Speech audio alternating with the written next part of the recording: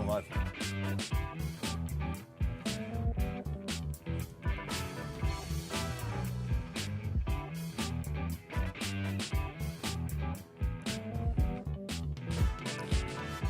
Okay.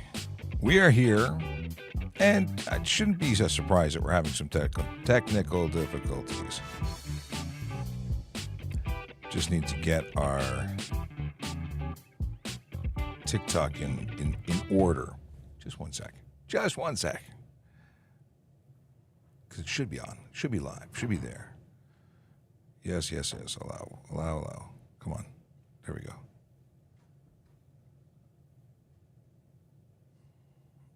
Okay. This is not a drill. TikTok is being left out in the cold. We can't add to the stream. We don't know why. We do it here? Maybe we can do it here. We'll see if that worked. For some reason, we're having difficulty adding TikTok to the stream. So it's... Oh, and we got it working. Cool. Well, I'm glad I found a workaround. Good morning, everybody. It is officially Monday. And it's either a good thing or a bad thing, depending on where you're sitting. I, for one, am happy to be here. That's not to say I'm not happy anywhere else. I just like coming out here and spending time with you. So this is Ask a Traffic Cop, that place on the internet where you get to ask a traffic police officer or a police officer who specializes in traffic questions about traffic law, traffic safety, police stuff in general. We'll be talking about all of it for the next hour because we're here till 11 o'clock a.m. Eastern Time. If you are new here and you don't know who I am, my name is Shapiro. I'm a police officer with the Toronto Police Service. We're based in Toronto, Canada. That's in Ontario, that province, close to New York. And we're awesome. Home of the Blue Jays, that sort of thing. If you're watching on TikTok, please share with everybody. Tap that screen so your fingers go numb. And, of course, share the live. Good morning to my wife who just logged in through YouTube and says hello. Tim Shilows, good morning to you. Richard, good morning to you. If you are asking a question on pretty much any of the platforms, we can see you. And apparently, we can even see you on Kick now, if that's working. So we're currently broadcasting on YouTube, Twitch, LinkedIn, Facebook, Twitter, TikTok, Instagram. I'm not forgetting you guys over there. If you're trying to talk to us on Twitter, we can't actually see your texts, and that's unfortunate. But while they've got Kick integration working again, ever since Periscope went out, we've lost the ability to see you on screen. So we would very much like to get that working again, but it's not happening yet. So, where I can do things like this and put you on screen, if you're, coming through our main feed, I can't do it on Twitter. So please jump over to trafficcop.ca. That'll give you links to all of our social media. Actually, I've got to add Kick to that because Kick's not currently there. If you are on Twitter, we do have if you're on TikTok, I should say, we do have a magical group of producers cutting and pasting feverishly throughout the live, taking your questions and bringing them over to the main channel, or at least somewhere that I can respond. So with that all said, I want to tell you a little bit about Vision Zero Enforcement Team. Many people don't know what Vision Zero is, and many people accuse me of not knowing what Vision Zero is, but they're wrong. I do know what Vision Zero is. It is an inclusive concept about making roads safer. It has different elements, and there are sides that I have no involvement in, like redesigning roads and making spaces safer. And then there's the stuff that I know lots about, enforcement and education, and that's really the police role. That's where we come into play. So the Vision Zero Enforcement Team has been around for a couple of years, and they are a dedicated team of officers that go out and they lay charges. They don't give warnings. They don't,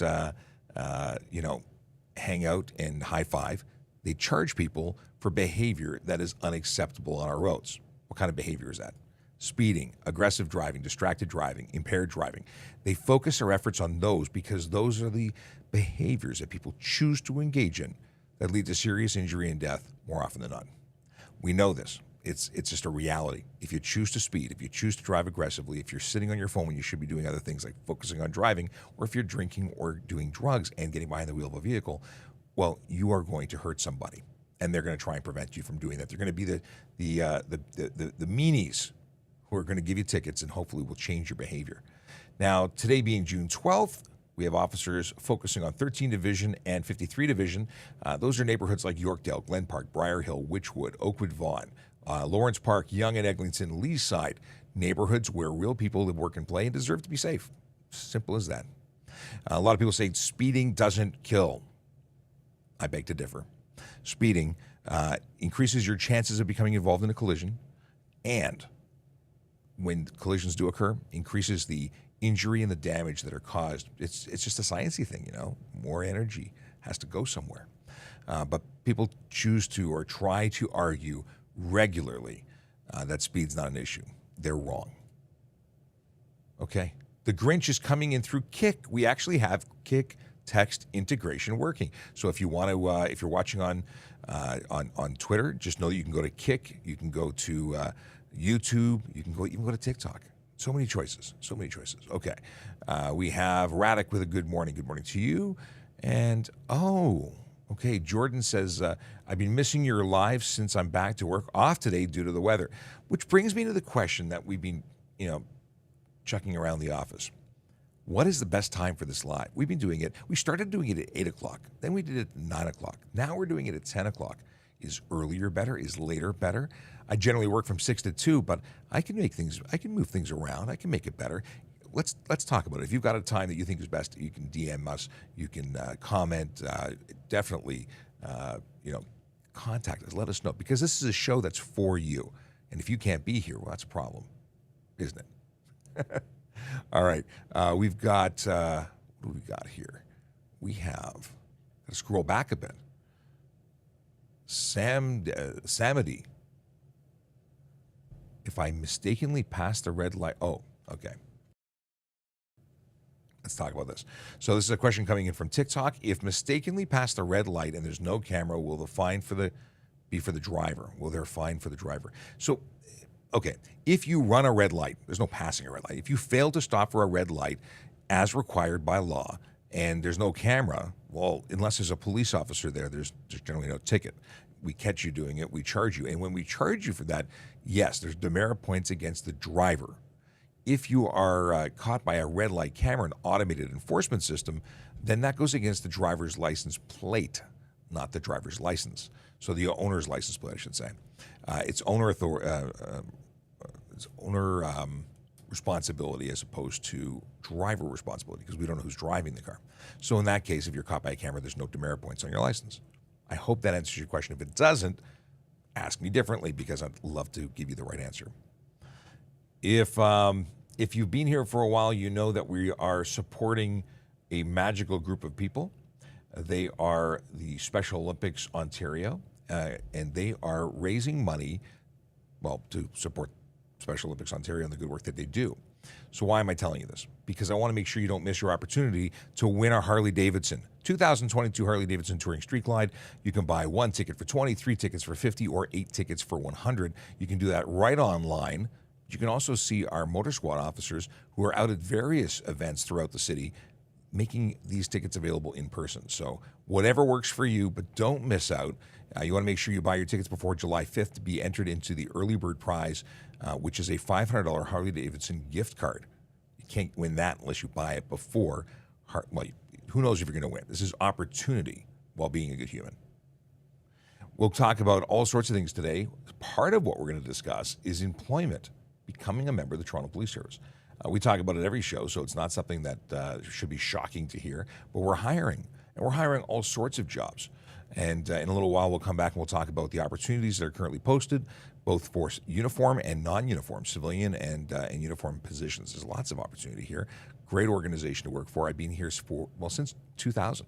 I joined as a volunteer, became a court officer, and volunteered and worked, and then traded 2 uniforms in for one, I should say, when I became a police officer. Interesting. Okay. Chase wanted to know, and our producers have already been engaging in conversation in the background. What is the proper name that police use for the workstation computer in their vehicles? Is it just called the computer? I think that's a great question.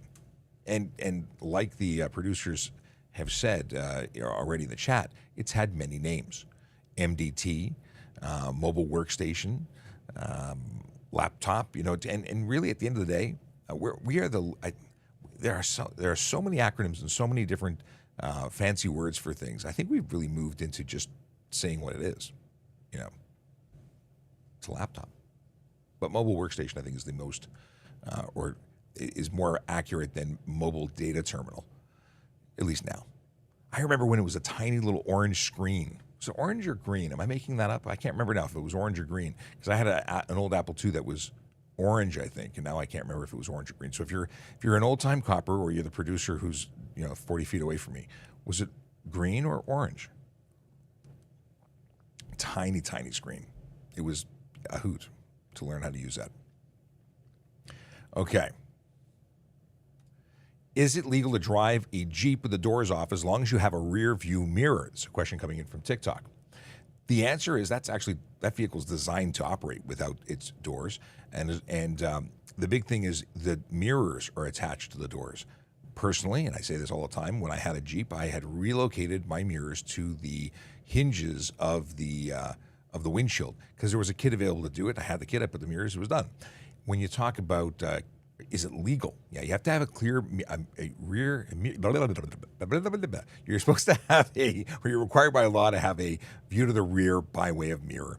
And yes, you can certainly do that. Chase says there's issues with latency. We've been having this issue for a week or more now, where things are out of sync, and I don't know why. We've been going through it, trying to figure out why. It's affecting all platforms, but in terms of all of the ones we publish to, and I don't know what's happening. Why? So if I'm out of sync, I apologize in advance, and I appreciate the feedback letting us know that it's an issue. Okay, Dr. Nick says there's a viral TikTok of some RCAF veterans drifting an old Mustang in an empty parking lot. Would you take their car and potentially send them to jail? I would hope that they're operating things in an environment where they have a permit to do that. But technically speaking, in Ontario, regardless of what their history is, if you are stunt driving, and drifting would be stunt driving, that would make them eligible for charges under the HTA, and the consequences for that, aside from a 14-day impound of that Mustang, which I've not seen the video, and a 30-day suspension on their license, and the potential, if on conviction, for a $2,000 to $10,000 fine, a 3 to 10 year. Is it 3 to 10? I'm mixing things up. It's a no less than 3 year, 1 to 3 year. 1 to 3 year? I gotta look it up now. 1 to 3 year suspension on a license for the first conviction. It's 2 to 10. 3 to 10 on the second conviction.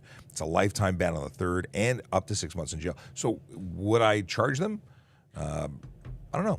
I haven't seen the video. Was it egregious? Was it putting lives at risk? Did I witness it? I mean, it's so many what ifs. Okay, anytime after 9 is best in the AM. This is from the Grinch on Kick. Anytime after 9 is best in the AM. Okay, but still AM. You're one of the few who would probably say AM is best. Okay, what am I doing here wants to know about using their phone in a drive-through to scan their Tim's app. That is a charge that is not eligible for enforcement on private property. So where stunt driving does apply to private property, handheld communication device charges don't, nor do stop sign charges or speeding charges. Private property is private property in that it's not a good idea to use your phone while driving on private property, but you wouldn't be eligible for a charge. Just like having a driver's license. Requiring a driver's license on private property, I can't lay the charge. On the road, on the highway, that's where it applies. Now, that's not an invitation for everyone to jump onto the and start driving. It really isn't. You want to you want to be safe, and driving without a license isn't. Okay. What is this? Richard is talking about driving through Yonge and Dundas. I don't know what you're getting at there. Oh, Billy Wang wants to know if I've had my morning coffee. This is the coffee that I got at roughly 6:30, and it's cold and it's still half full. So I'm slowly absorbing caffeine. I'm feeling pretty chill though. I'm not high octane today. Okay, what do we got? So the Grinch says that our laptop in the car is called Kit. So actually, it's funny that you bring up, and yes, it is two T's for Kit. And who watched Knight Rider? I'm a child of the I'm a 70s, but I grew up in the 80s watching awesome television like Knight Rider. So in a Twitter poll, they put up 4 or 5 different cars. The first one on the top of the stack was Kit, Knight Rider's. What would you call him? Friend? It was his vehicle that had a mind of its own. It was an intelligent computer. I don't know. What do you call Kit? It's been long enough that I don't know his proper Knight Industries. What was it? Anyway, it was awesome. So they asked if you would, take which movie car. Would you take the Dukes of Hazzard AI partner? Kayla Draconis has got it right. AI partner. So would you take this essentially autonomous vehicle over the Dukes of Hazzard General Lee? Yeah, that was my first choice out of any of the cars. If Kit was a reality, Kit would be the one I'd choose. Okay. Master Technician wants to know about the laws about boot knives. Interesting. So knives are a funny thing. So we're talking about concealed weapons. You're talking about a bunch of different things. Knives that are not concealed aren't particularly illegal unless they're prohibited on their own, like I was going to say balaclava, but it's balisong. Switchblades, things that those are prohibited on their own. A knife, boot knife, is generally a fixed blade knife. And if you're concealing it in your boot, I'm going to say it's a concealed weapon.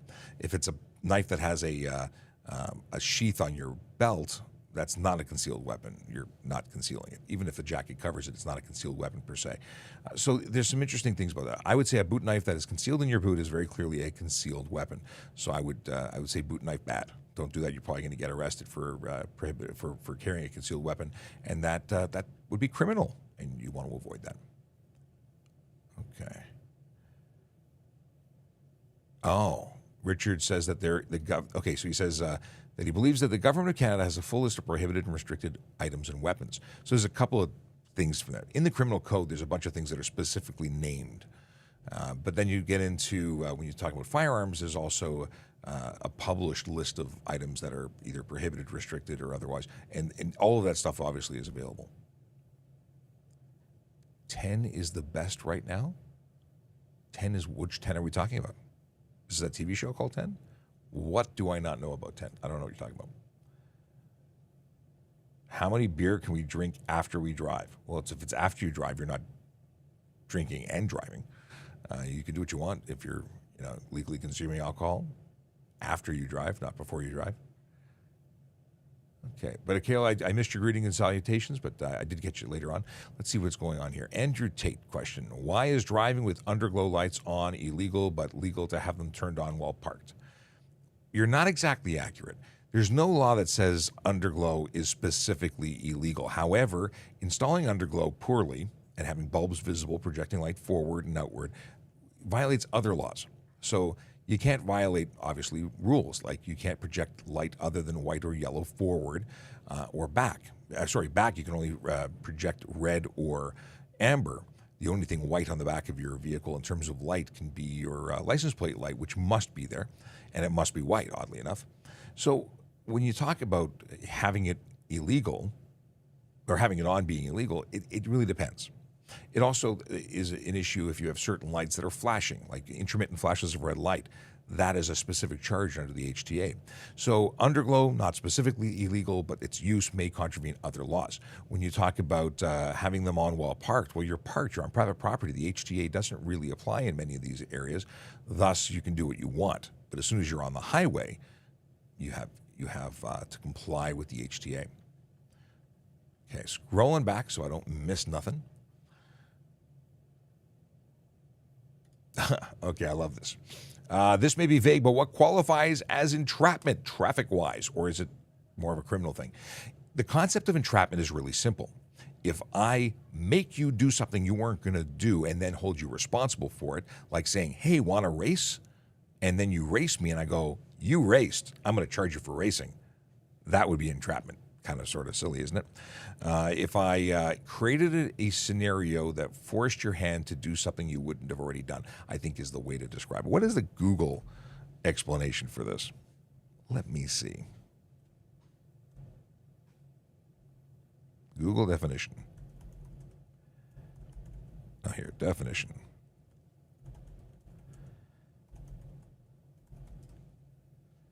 Entrapment, the state of being caught in or... No, it's not accurate. The action of tricking someone into committing a crime in order to secure their prosecution. Essentially what I said.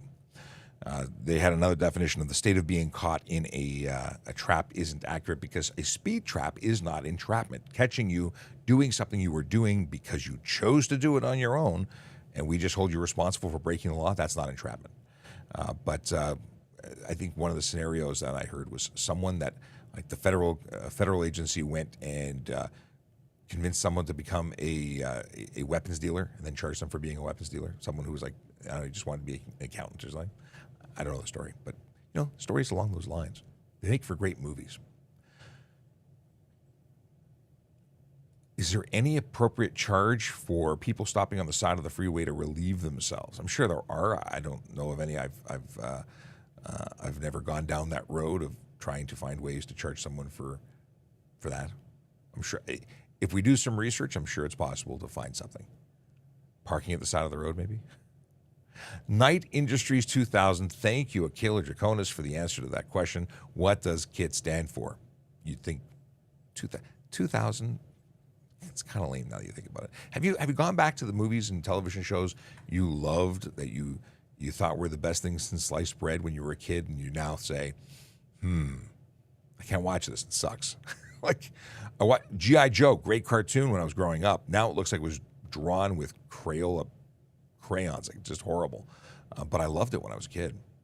What else? What else was really... Miami Vice. I managed to watch it, but it's hard to watch because it's really not as good as I thought it was. But at the time, it was groundbreaking television. Have you ever thought about becoming a... Did watching television influence you? Did it make you want to become a police officer? It certainly did. I watched Chips growing up, and Chips was one of the major motivators for me to become a police officer. Used to go home and watch it for lunch every day. But it wasn't what ultimately, it got me ready for it, but it was finding out what a police officer did and volunteering and research and really making the conscious decision to become a cop. Yeah, the seed was planted by television, but it was all me after that. Okay, what am I showing you on screen right now? Where's my screen here? That's what I want. Okay. Graphics. I want to take the thing that's covering my face away. There we go. Hello. If you are interested in becoming a member of the Toronto Police, we are hiring. And we're hiring for all sorts of roles. We're always hiring for a police officer. Whether you are new with no experience or you are coming from a policing career elsewhere, lateral hires. If you're a qualified police officer in the province of Ontario, you can always apply and move over because you just want to live in Toronto. Or work in Toronto, even if you live elsewhere. Special Constable is where I started off as a court officer. Special Constables now do way more than what I used to do. They have all sorts of different roles, but we still have courthouses, and all the things I used to do are still happening. Parking Enforcement Officer is a civilian that obviously enforces parking rules and issues tickets, but we have people who don't wear uniforms at all, like communications operators and all sorts of civilian job opportunities. And let's see what's on the books today, because last week I think there were 9. There are fewer or different ones up now.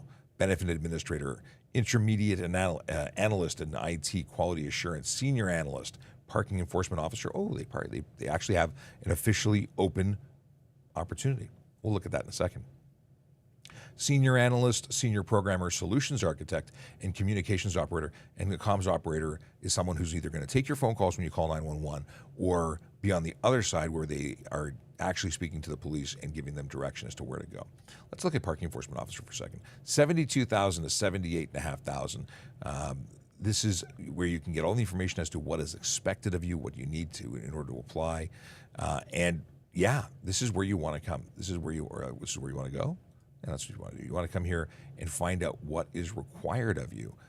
And you need to be checking these things regularly if, in fact, you're interested in becoming a member of the service. Why? Because these opportunities don't remain posted for very long. They're up for a week or two. For instance, the Parking Enforcement Officer job posting, when does it close? It was posted on the 5th or the 25th of May goes until June 16th. That's 4 more days. So if you're interested in becoming a member and you'd like to do it by way of parking, then get on it. You need to do it. What does it say? Time waits for no one? Yeah. And if it closes by the time you get your stuff together, you will have missed the opportunity, and we don't know when the next one is. Although we do regularly hire people, no time like the present. Okay. Scrolling back, a whole bunch of stuff has come through. Hey, if you're watching, you don't know who I am. My name is Shapiro. I'm a police officer with the Toronto Police Service. I talk about traffic law, traffic safety, and police stuff all the time. So if you're interested in asking a question, and you want to ask a question, do that, because we take questions all the time.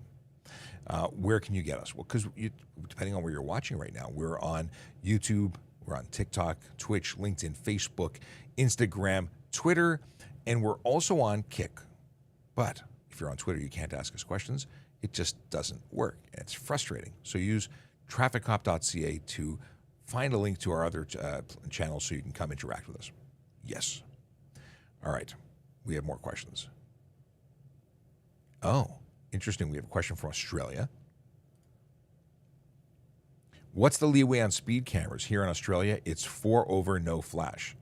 So my understanding is it is a percentage, and it really is going to be different because of that. It's going to be different everywhere. But I'd rather not tell you give you an expectation or give anyone an expectation that speeding of any kind is okay.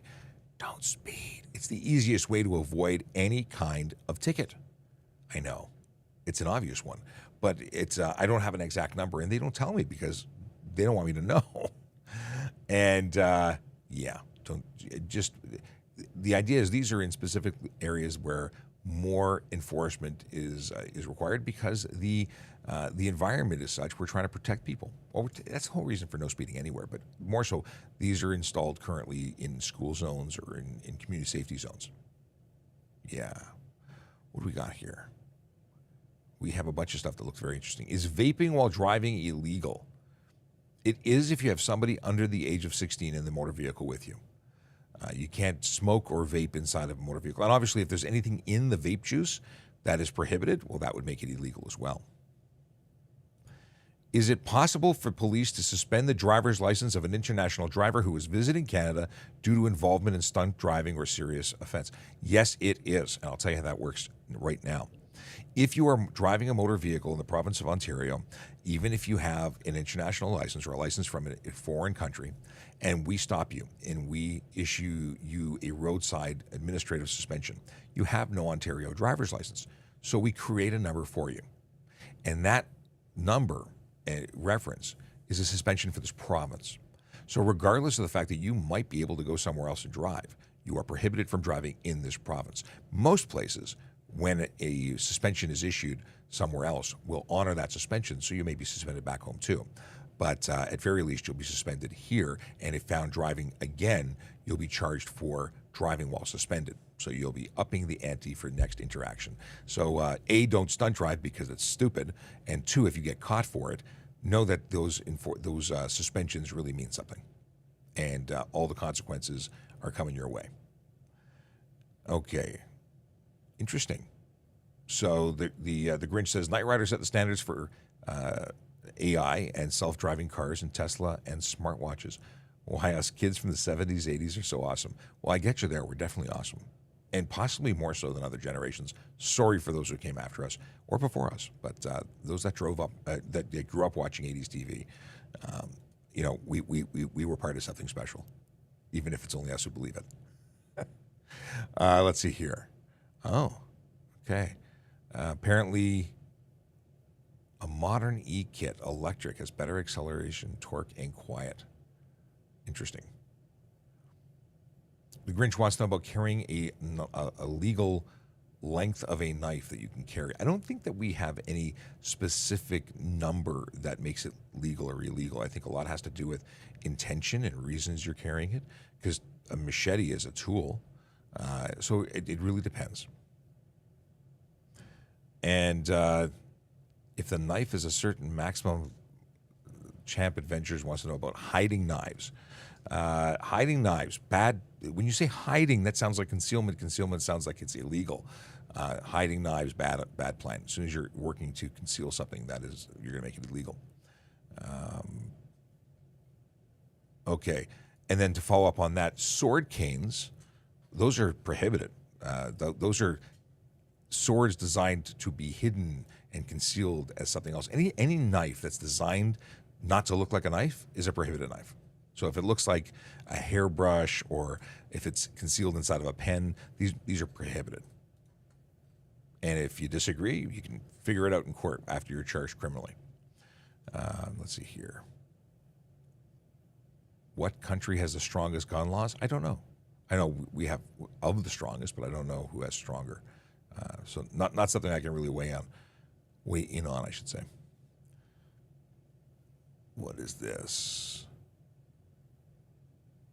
But certainly I think we are of the strongest or more stringent. And I think we're of the most compliant, of the ones who do it legally. Is it allowed to have Netflix or YouTube on your screen while driving? Found CarPlay devices. No. If you are driving a motor vehicle and you have Netflix or YouTube video playing on your screen, you are violating the distracted driving laws because you have a screen visible to driver. If that screen was not visible to driver, like it was in the back seat only, then that's perfect. But if it's visible to the driver, it's an offense whether you're looking at it or not. Because it's just a matter of averting your eyes, like it's in your view. So that is a good question. The answer is it's illegal. And most CarPlay devices will automatically, or I should say, don't allow for video to be played. Some allow it while you're in park, if you're of a modified or aftermarket device. But the factory stuff doesn't do it. And for good reason. It's a bad idea to be. But I've driven down the road and I've in my personal vehicle, looked out and seen people watching their favorite television show while they're driving. I have no idea how anyone gets the bright idea or thinks that that's a bright idea, because it's not. It's $615 fine, 3-day suspension on first conviction, 7-day on second. We're pretty serious about don't play with your phone. In fact, the only thing you can do with your phone is a momentary swipe to answer or hang up. That's it. You can't even change music on it. There you go. What is this? We have a single-digit legal gun fatalities. Champ's not disagreeing with you there. Okay, how many points for 49 over in an 80 with a G license? 49 over is not stunt, so that's going to be, I believe, 4 demerit points. Let's see here. Although, shocking that someone actually gets 49 over, like they were working at not getting stunt. So 49 over. Boom. It's going to be $359 and 4 demerit points. I had to use my trusty electronic gauge for calculating all the. Mind you, if it was in a school zone or a Schedule 2 area where it has a community safety zone, that'd be $718. Then you're talking real money. Well, they're both real money. And so easy to avoid by not speeding. Shocking. I'm always impressed. Okay. Scrolling back. I don't know. I didn't intentionally put Singapore on the screen, but good to know. Yeah, there's places like, is it Japan that has, like, people go to airsoft ranges because I don't think you can own personal firearms at all. Interesting. I've always been into target sports. Like, I've always been a competitive firearms person, so I've appreciated that as a sport. I was IPSC and all that jazz for many, many moons. All right. Question from Green Ranger Guy. Well, that's the one that I got for 80 in it with a G license. We covered that. Licious wants to know. That's what I thought I was getting in. If everyone's going 120 in a 100, it's fine that I go 120, right? Well, no. it's technically you're speeding. Anything over the posted limit is speeding. You can be charged for 120 and then 100. How do you pick the person to choose? Randomly, I guess. The officer determines who they're going to pull over. Is it the average officer going to pull someone over for 120 and 100? Depends on the officer. There's no way to predict whether or not you are safe or not in terms of breaking the law, but you are clearly breaking the law. This belief that if you are going with the flow of traffic, you're permitted to do it is baloney. It's not permitted. It is a concept taught for getting onto the road. The concept is when you're merging onto the road to be going the speed of traffic, but not exceeding it. It's for up to the legal limit, and people just completely make up their own stuff after that. Big Jeff Fresh, good morning to you too, sir. Good to see you. I saw a note about MacGyver. Somebody put up a comment about MacGyver. On another amazing show, then, looking back, less amazing. I think there was a remake, really not good, but maybe I need to give it another chance. Okay, we talked about leeway on speed cameras. Oh, I keep trying to get this comment, and then something else gets added to the list, and it jumps. It's probably a good idea to add to the fact that, hey, this is Ask a Traffic Cop, that place on the internet where you get to ask questions of a traffic cop so you can get answers to real-life stuff and things. You want to know about traffic laws? You're in the right place. Traffic safety, we can talk about that. General police stuff, yeah, we'll delve into some areas. Michael says, too young to watch Chips New, but I bought the DVD set a few years ago. Sean was the influence. Still a good show. I love Chips. Chips is my favorite show. And you know, gone are the days where television shows are out to show people working towards a good common goal of just keeping people safe, and they win at the end of the day. And it's nice bite-sized stories that are feel good. I don't think we have those anymore.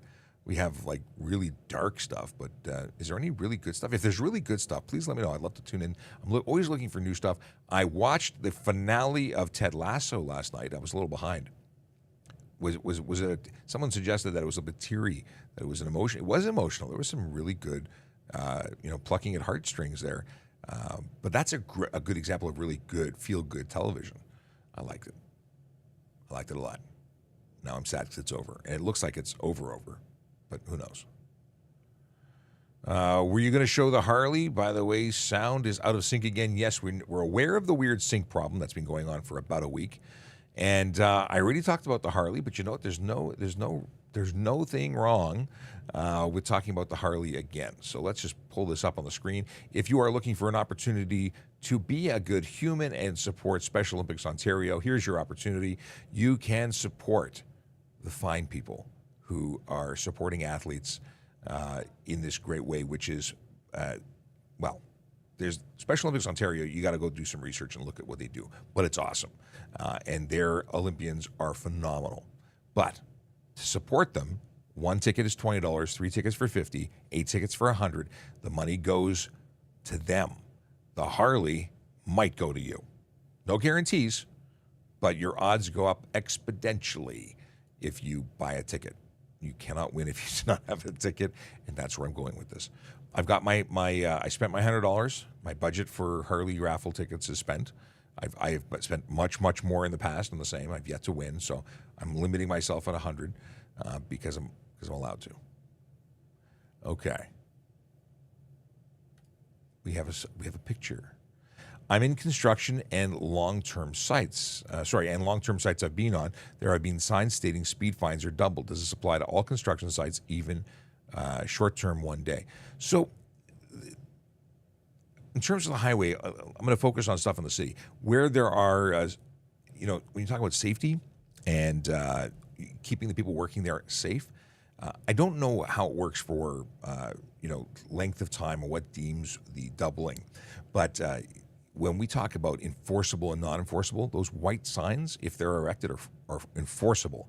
The orange signs are cautionary, and I don't know if they're selling a good story. And I like the good story. I want to keep people working on construction sites safe, but I don't work the highways, and the 400 series highways may have a whole different set of rules that I'm not aware of. But as far as I can tell, those orange signs, the construction ones put up by construction companies, are cautionary, and obviously things are a little different in the States. And if there is a sign in the States that says speed doubled or fines doubled, I'd believe it. I'm going to have to do some research to find out the ins and outs of the ones here, because I've just never seen those fines doubled signs in the city of Toronto in relation to work being done on our streets. Because I don't think they apply, and I don't think they're ever put up. But it's a good question, and it drives me bananas when I don't have a good answer for you. But it does add to my list of things I need to do. Speed fines doubled. Making my notes. And let's talk about it tomorrow. It's on the agenda for tomorrow. Okay. How long after smoking a joint can I drive? That's going to depend, because everybody is going to deal with drugs and alcohol differently. So I think you have to be very careful, because if you are impaired, and impairment could be any amount of impairment, and the weed that you consume is going to influence an officer to make note of that, like, it's just not a good thing. Now, we have drug recognition experts who would be able to determine if you're under the influence, and so very likely that you're going to be held accountable unless you're really, really, really not on the influence and not impaired, which means just don't do it. Give yourself lots and lots of time. Maybe the next day. I couldn't give you a number, a safe time. I need to get someone who can give yourself a safe time, but it's not possible. There's no good answer for everybody. And assuming you only have marijuana there, if you have a joint and it's laced with something, that changes everything. Now, obviously, we're assuming legally purchased drugs as opposed to illegally purchased. That you can't say where it's sourced, because if you're buying it from a legal dispensary, it should be just marijuana. But not everybody does that. When you're talking about alcohol, actually, going back to the marijuana for a second, if you're smoking a joint and you have a learner's permit, if you have a G1, G2, or you're under the age of 21, 20 or under, you are still a driver that must have a zero BAC, a zero content of drugs. So you would get a suspension. So just don't do it. That's the answer. MASH. Akela Draconis is a fan of MASH. I watched it. I liked it. I didn't love it. Crystal says, good morning. Good morning to you, too. We have, what is this? Oh, Michael updating me. Apparently, Japan does have a license to own, but very expensive. They do things like house visit. Interesting. I was under the impression they couldn't have, or maybe it's very, very, very strict. Regardless, interesting.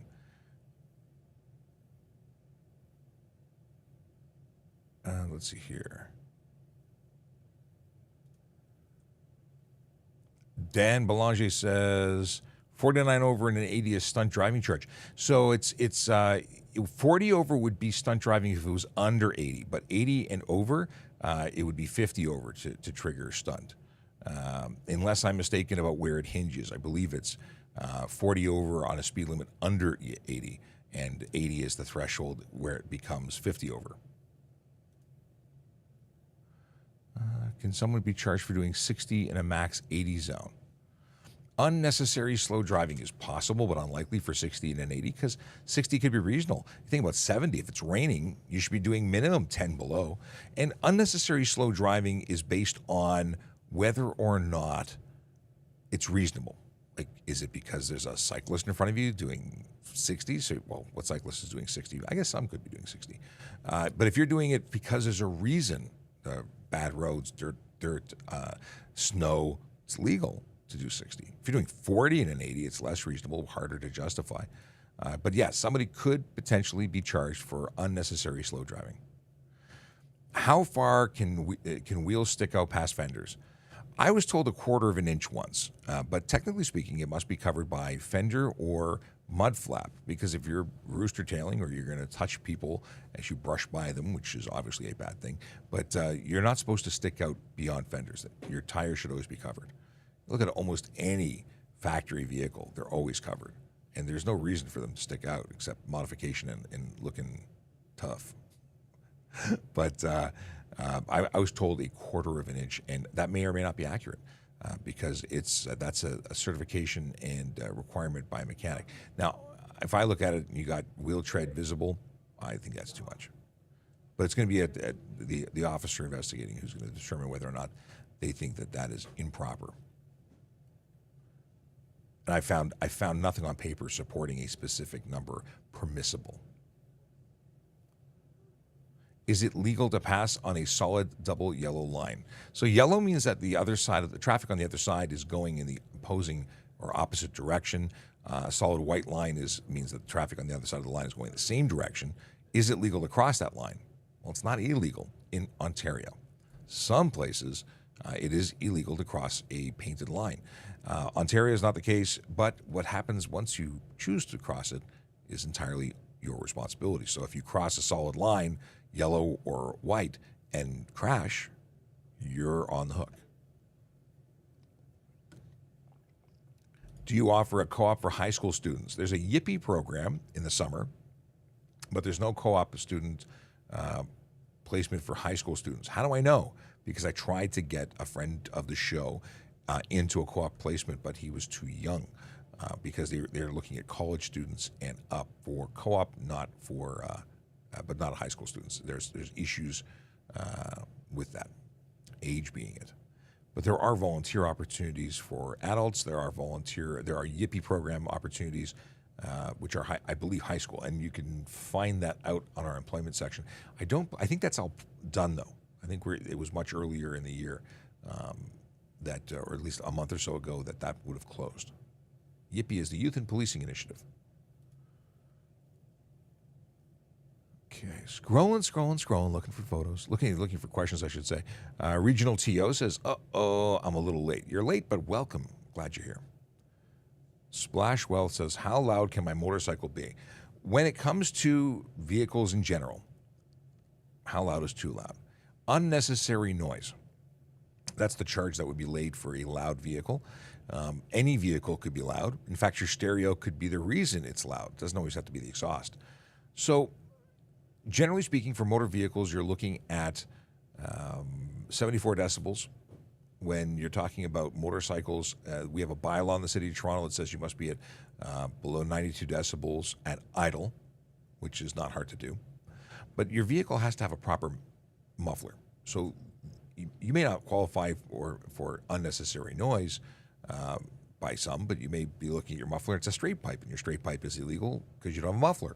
So that might be a reason to get a ticket. If you're noisy and you have no muffler, well, that might be 2 tickets. But there's in Ontario, no requirement for a specific decibel level to be hit. A lot of it is behavior.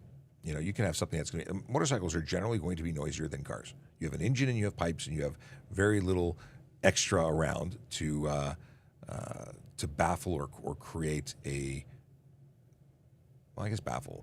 create a barrier to that noise. So it's going to be noisy, but how noisy? Unbearably noisy? Is it gonna make people plug their ears as you go by? That's probably because you're driving it like someone who's trying to make noise, and then you get the appropriate charges. But the average vehicle, the average rider, even with a modified vehicle, is probably not causing a huge problem. Can I call 911 when I see a driver watching television on their phone? 911, is that person weaving all over the place? Is that person putting lives at risk right then and there? And I bring that up because I would lay the charge if I saw it. But should you be tying up a 911 operator or call taker regarding that? I don't. That's a non-emergency call to me. That's where you could call our non-emergency 416-808-2222 and not go 911 because it just to me isn't the same as someone in medical distress. It's not the same as an impaired driver. It's not the same as a shooting. When you start comparing it to what is truly an emergency, watching television on their phone, not good. I'd lay the charge, but I don't think it's worthy of tying up 911 unless you think there's immediate cause for threat. They're all over the road because they're doing it. Yeah, that's suddenly a bigger issue. So it's going to be up to you to judge whether or not it's an immediate emergency and 911 worthy. Okay. Legal age to sit in the front seat. Legal age, well, there isn't one. In fact, some vehicles only have front seats. There is no rear. So you can be at any age in the front seat, but you must be in the appropriate child safety restraint. So if you're a child safety seat. So if you require a rear-facing bucket, yeah, you could install that in the front because they're an infant. You could be in a front seat or a booster seat and in the front seat, and it's not the best choice. We'd like to keep children farther away from the airbags if we can, and crumple zones and whatnot. But is it legal? Sure, it's legal. Back seat is best until 14, though, if we had our choice. What is the law around tinted windows on the driver and passenger side windows? So there's a couple of laws. For safety in a motor vehicle, you can have no more than 30% light blockage on the windows directly left and right of the driver, and you can have nothing on the front windshield unless your vehicle was manufactured before 2017, at which point you can have a 3-inch tint strip across the top, which comes from the top of the window down to the PS1 line, or 3 inches, whatever happens first, 75 mil. That is the certification requirement. So modern vehicles, 2017 or newer, nothing on the front windshield, 30% light blockage for the windows left and right of the driver. But there's other laws. For instance, you cannot obstruct or obscure the interior of a motor vehicle with color or tint or reflective coating, which means tint. So if you have tinted windows and I can't see you, regardless of its daytime, nighttime, because just because I can see you at daytime doesn't make it legal if I can't see you when it's dusk or dawn or dead of night. If you're invisible inside that car, it's illegal. If you can't see outside appropriately, and that's a judgment of the officer, you're obscuring the driver's view, and the side windows count. So people get really confused. Well, why? What kind of tint can I have then? Well, I guess if you can't obscure and you can't, and it must be safe, then it's possible that, based on what we see, the tint you've chosen is too dark. Very little tint is appropriate. Very, very little. And even if it's legal for certification, it may not be legal for driving based on the observations of the officer. People get really confused about that. Well, what do you mean? I can get it put on. Well, if you get 30% light blockage and during a bright sunny day, it's okay. It might be okay for a bright sunny day, but you drive it at night, and I can't see you, and I can't see if you're wearing your seatbelt, and I can't see if you're using your phone, I can't see if you're drinking alcohol. I can't make any observations about the driver's description. It's too dark. Okay. Interesting question. I never have my physical Ontario driver's license, but only scan on my phone. Is that okay? No. You must carry your original, your actual photo card. You're obligated, you're required by law to surrender it upon demand of a police officer for reasonable inspection. It means that I ask for your driver's license, your ownership and insurance, and you must provide those documents to me. The only one that can be electronic, which must be done through an approved app from your insurance provider, is your insurance card. So that's it. Ontario driver's license must be surrendered, otherwise you're getting a ticket. Might some officer say, yeah, whatever, yeah, I'm okay, I'll take it. They can choose to do that. However, it's not legal. Doesn't meet the requirement under the law. TikToker question: Are there no farmers, no food stickers allowed on the rear windshield? Rear windshield is a funny thing. You can have an obstructed rear windshield as long as you have clear view to the rear by mirrors. So if the driver can see out the back and you can satisfy an officer that, then the rear view mirror and rear view window are not required. Think about box trucks, no rear windows. So you can have whatever you want on the back window as long as you can satisfy that you have a clear view to the rear. Can I report someone for driving without insurance and a license? You sure can. You can contact your local police. You can call Crime Stoppers. You can call all sorts of people. And that's important stuff. Those who drive without a license, those who drive without insurance. And if you have no license, insurance isn't going to cover you anyway. So those are really important. And we have so many people who make really stupid decisions to drive and put people at risk. Well, how does it make it more dangerous? Let's say they're a great driver. What does it matter if they're licensed? Well, it matters because when they hurt somebody one day, or if they hurt somebody, they're not covered, and that person's going to be hurt, and they're going to need somebody to take care of them. And when you get into a motor vehicle and you take responsibility, it's not one of those things that you're entitled to do just because. It's only entitled to do it if you've passed all the requirements, if you maintain insurance, and you can be held responsible to pay for people's problems when you create them. Yeah, that's what I'm trying to say. I being the victim of in a collision where I was not at fault, I was hurt, and insurance was a big deal because I couldn't work, and I needed medical stuff and treatment. And if that person had no insurance, now granted I had insurance, but it's not right that my insurance should cover it.